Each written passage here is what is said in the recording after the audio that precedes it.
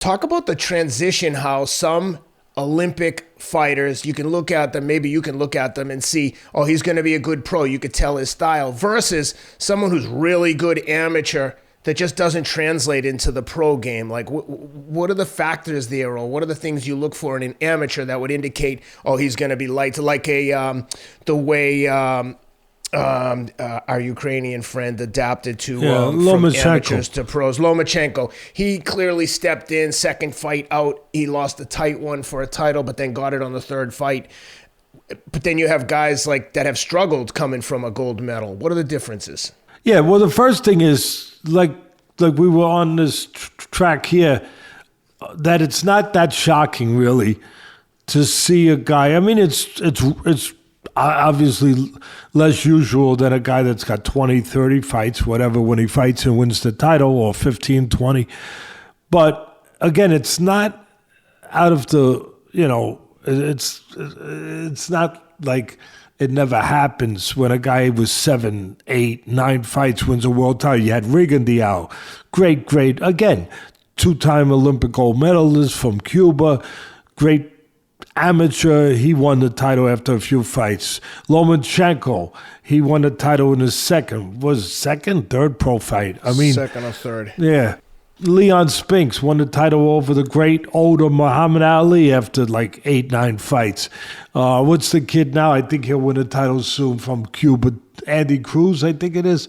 And I think he'll win the title soon. What's the kid was the super middleweight champ, and now he's going to be fighting Morale, right? Dave Morrell. Dave Morrell. I mean, he won the title with a few fights. And it's always the same formula. It's someone who had a lot of amateur fights, usually a gold medalist from the Olympics or a top guy from the Olympics in that kind of competition. As far as what translates, what styles and talents translates from the amateurs to the pros, you can see an amateur. I can watch an amateur. I used to get asked to scout guys for certain guys, and Teddy, tell us who would make more sense to sign or, turn pro than the other ones. Out of the whole lot, and you have a lot to choose from in the amateurs, which guys make the most sense? And a lot of times it wasn't a guy that was necessarily the poster child of amateur boxing. It wasn't always the guy that was just, scoring a lot of quick punches and knew the system, scoring on the outside, knew how to score in a 3-round fight, score quick on the outside before the guy closes the gap, get out of dodge, and grab the guy when he gets close, that kind of style. Real amateur, jab, move and move. Not that can't be a world champ, but you'd look at that style and then you say, okay, can he maintain that style without having the physicality for 10, 12 rounds? Or was it beneficial to him with the scoring system as it is in the amateurs, and with it only being a duration of 3 rounds that you have to keep it up mentally and physically? I would look at a style guy that had physicality, that was a good body puncher, that was aggressive, but at the same time not walking and easy to hit, where he's responsible defensively, but he's got an aggressive nature. Again, he's a good body puncher. I would look at that guy and say, wait a minute, he's not getting fair treatment in the amateurs. They're not counting the body shots in the amateurs, but they're going to count them in the pros. And whether they count them in the pros or not, it's going to count in a place that matters, in the ring, in the body of the other person. He's going to wear guys down. And in a 10-round, 12-round fight, it's going to be beneficial, that style. And he's going to bring pressure, and that's going to wear guys down.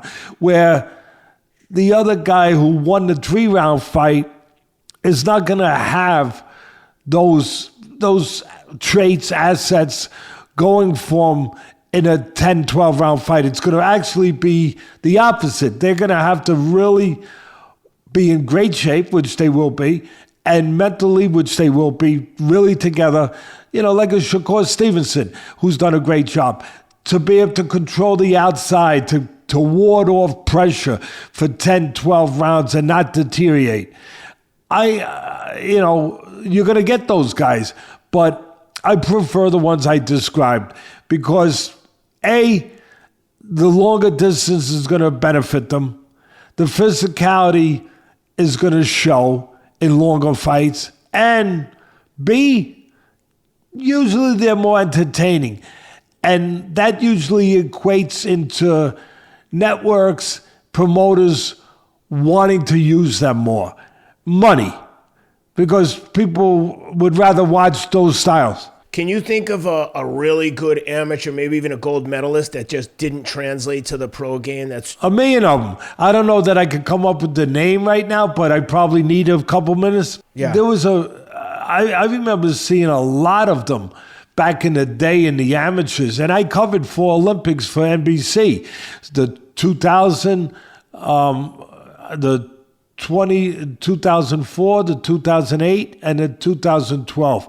And during all those years, I saw a lot of guys that were top amateurs with the style of quick feet, quick hands, stay on the outside, and especially with the scoring system the way it was, where they would score on the outside. It was easier to tabulate the score, where a guy coming forward and looking to be an inside fighter, he didn't get credit on the scoreboard so much.